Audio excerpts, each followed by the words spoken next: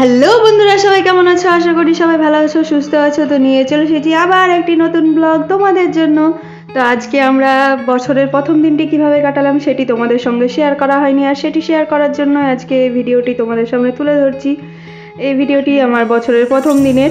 আমার ছেলে দেখতেই পাচ্ছ বারবার দুষ্টুমি করছে, ও একদমই পছন্দ করে না ওর ভিডিও করা। তো আমরা এখন যাচ্ছি ঘুরতে মাঠে। আর আমাদের এবছরে প্রথমে পিকনিকের প্ল্যান ছিল, কিন্তু পিকনিকটি ক্যান্সেল করে দিয়েছি, কারণ আমাদের পিকনিকে যাওয়ার ইচ্ছে ছিল মুকুটমণিপুর। সেটি ক্যান্সেল করে দিলাম কারণ আমার স্কুলে একদমই ছুটি ছিল না বাচ্চাদের, আর তাতে এই ভীষণ ঠান্ডা পড়ছে, এই ঠান্ডায় চাইছিলাম না বাচ্চাদেরকে নিয়ে বাইরে বেরোতে, সেই কারণে আরও ক্যান্সেল করে দিলাম পিকনিকটি।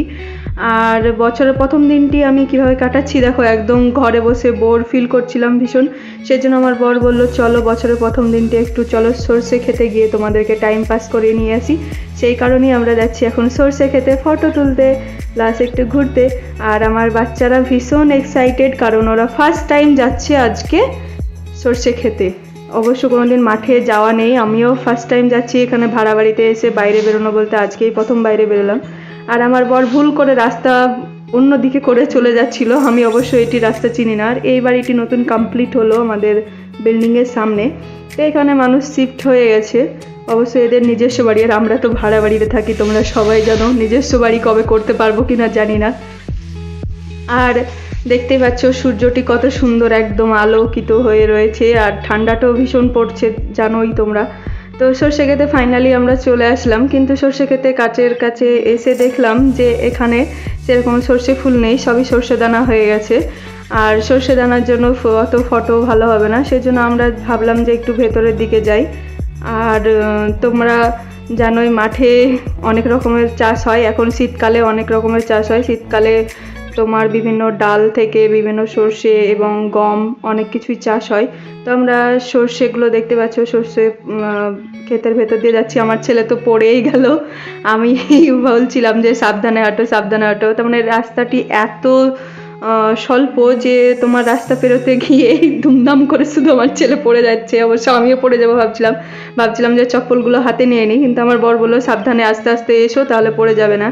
তো ফাইনালি এই ক্ষেতটি পার হয়ে সামনে দেখতেই পাচ্ছি যে অনেকগুলো ক্ষেত, আর অনেক ক্ষেতে অনেক রকমের চাষ হচ্ছে।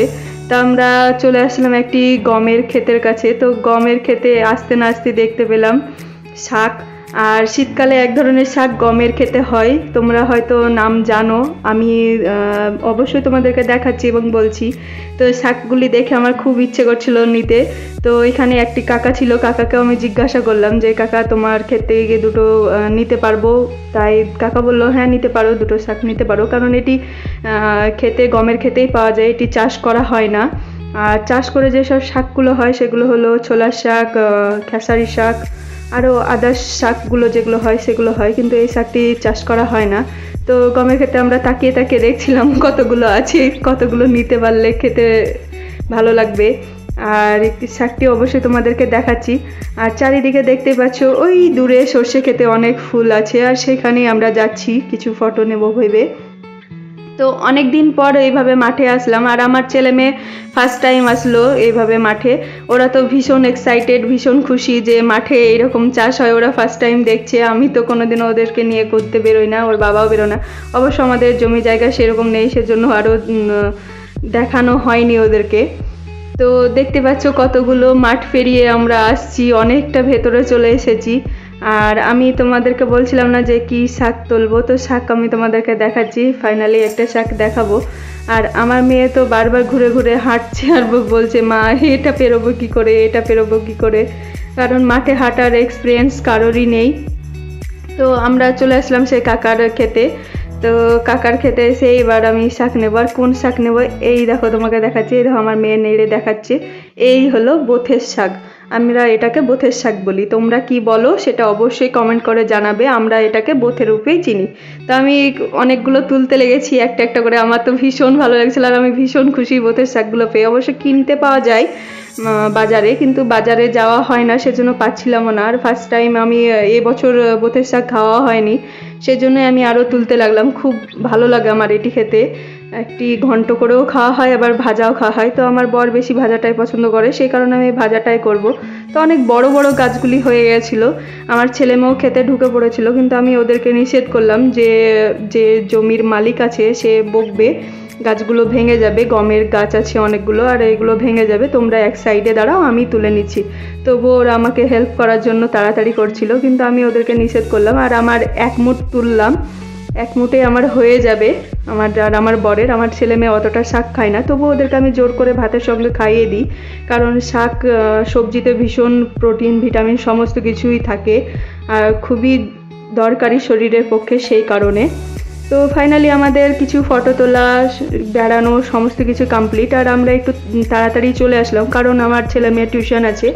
আর টিউশনের টিচার যে আছে সে আমাদেরকে কল করেছিল যে তাড়াতাড়ি চলে আসুন, আমি বাড়িতে আসছি পড়াতে।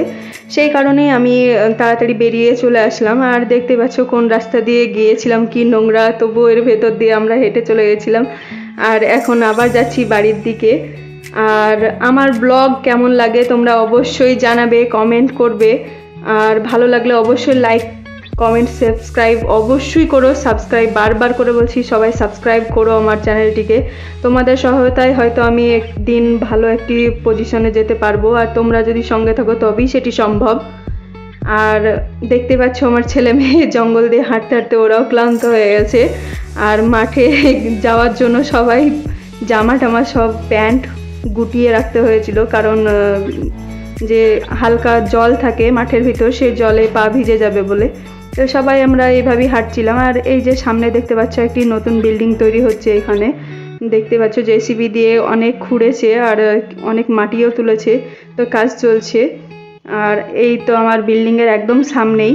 তো আমার ব্লগটি কেমন লাগলো, ভালো লাগলে অবশ্যই লাইক কমেন্ট শেয়ার করবে, বারবার করে বলছি। আর নতুন বছরের সবাইকে শুভেচ্ছা, ভালো থেকো, সুস্থ থেকো, আর এভাবেই আমার সহায়তা করো, আমার পাশে থেকো। আর নতুন বছর সবাই সুখে স্বাচ্ছন্দ্যে কাটাও। Thanks for watching.